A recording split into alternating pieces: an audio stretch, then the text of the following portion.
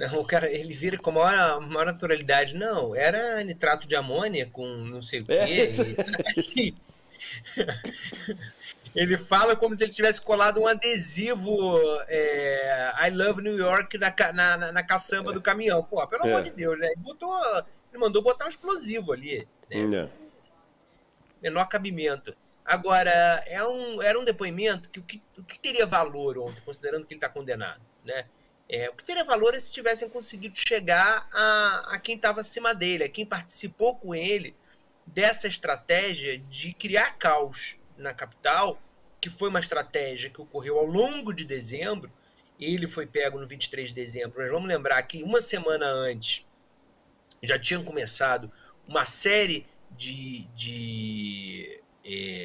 atos violentos. Naquela semana teve a tentativa de invasão da sede da Polícia Federal, né, quando houve aquele cacique indígena preso, houve queima de automóveis na cidade. Essa estratégia toda, e que há elementos, como eu acabei de falar, que ligam ao acampamento golpista, isso é que tem que ser esmiuçado, isso é que tem que ser desvendado. Quem eram os cabeças disso? Quem era que estava atrás disso? Quem participou? Quem foram as pessoas que pagaram os atos, financiaram os atos do incêndio dos carros? Né? Naquele dia, eu já falei isso aqui no ICL outras oportunidades, naquele 8 de janeiro, quem vê as imagens vê que ali tinha gente profissional entrando nos palácios. Havia hoje na coluna eu conto vários casos a partir desses depoimentos. A professora de Curitiba, o arquiteto de Curitiba, a pensionista de não sei de onde, existiam, eles eram a maioria. Agora, pela forma que nas imagens a gente vê que tinha gente, quando tem gente que quebra os vidros do Congresso, com aquela pernada que dá, que o cara quebra o vidro, a perna sai sem um corte, aquilo não é coisa de dona de casa amadora que trocou o Domingão do Faustão por invadir o Congresso. Ali você vê que tinha gente profissional, gente treinada. No STF é a mesma coisa. No STF, os seguranças do STF já falaram isso, tem imagens que já saíram, que os invasores do STF rapidinho viraram, correram, aquele hidrante ali, pega aquele hidrante ali, desarma aquela câmera ali, faz isso. Era gente profissional, gente que parecia conhecer as instalações do STF.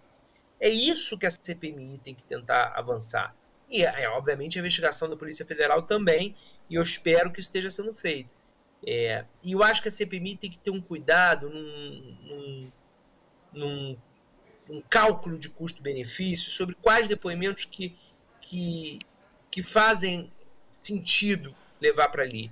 Esse do George Washington, assim, ninguém esperava, considerando que foi a investigação dele, em que ele já nos autos ele negou, ele em momento nenhum se predispôs a colaborar, ele ia fazer a mesma coisa na CPMI como fez. Ontem foi um dia que eu acho que, infelizmente, para avançar para qualquer investigação, eu acho que foi um dia um pouco perdido.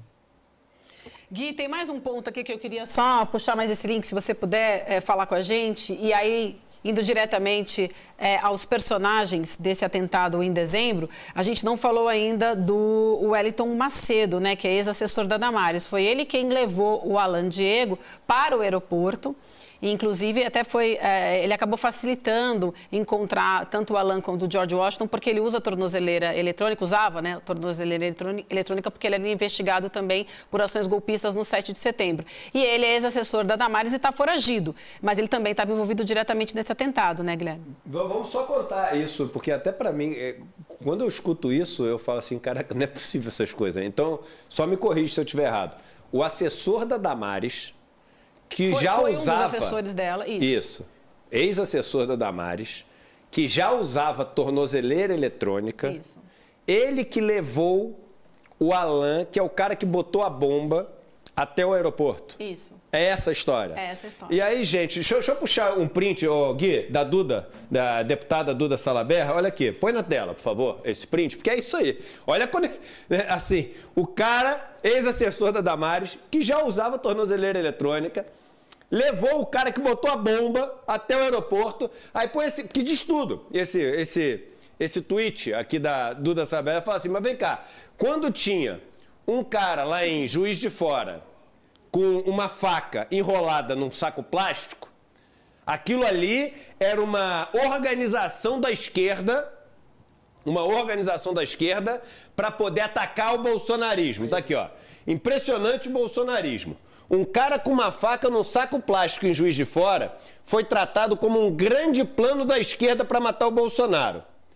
Uma bomba, e aí eu trago de volta tudo que eu falei, não é só uma bomba, né? Que a gente falou, ex-assessor da Damares, que já usava tornozeleira, que levou o cara até lá. Uma bomba com detonador no aeroporto da capital, colocada por uma pessoa que estava no acampamento na frente de um quartel, por não concordar com o resultado da eleição que o presidente também não reconheceu, levado, repito, de propósito, levado por um ex-assessor de uma ministra que já usava tornozeleira eletrônica, tá? É tratado como ato isolado, solitário, de uma pessoa que não tem ligação com ninguém. É impressionante, né, Gui? Porque a história, cara, ela é muito, enfim, autoexplicativa, né, do envolvimento do bolsonarismo nesse negócio da bomba. Mas é perfeito esse post da deputada Duda Salaberra. Gente, tem uma investigação que eu sinto falta de ter uma investigação que mostra isso tudo, investigação policial, mas é como que esses vários extremistas, não só nos atos dos últimos meses do governo e na primeira semana, no 8 de janeiro, primeira semana do governo Lula, mas ao longo do governo, como vários deles tinham cargo no governo.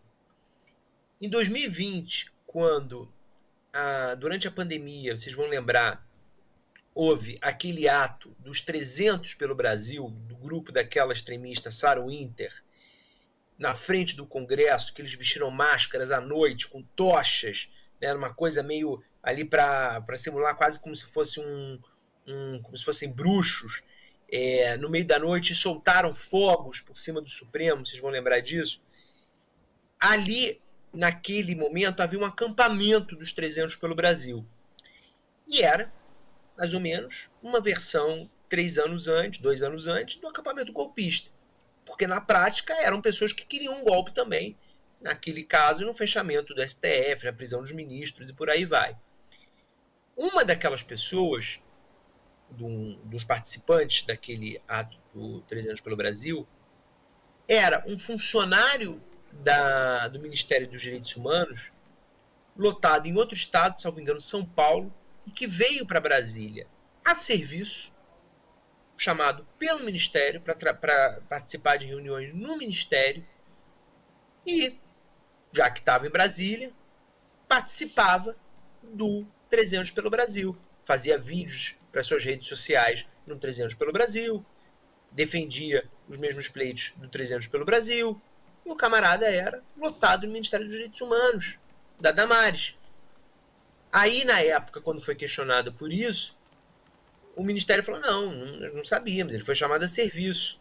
Aí vocês vão pensar, mas então ele foi demitido, porque, afinal de contas, era um funcionário do Ministério dos Direitos Humanos, comissionado, que estava participando de um acampamento golpista contra o STF. Não, o camarada não foi demitido, não aconteceu nada com ele.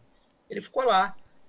E isso tem vários casos que se repetiram no governo. Vários casos. Bom, basta a gente ver quem são os cabeças que estão presos ou sob investigação na organização do 8 de janeiro, nas tratativas de um golpe em novembro e dezembro do ano passado. Quem são? Anderson Torres, funcionário do governo.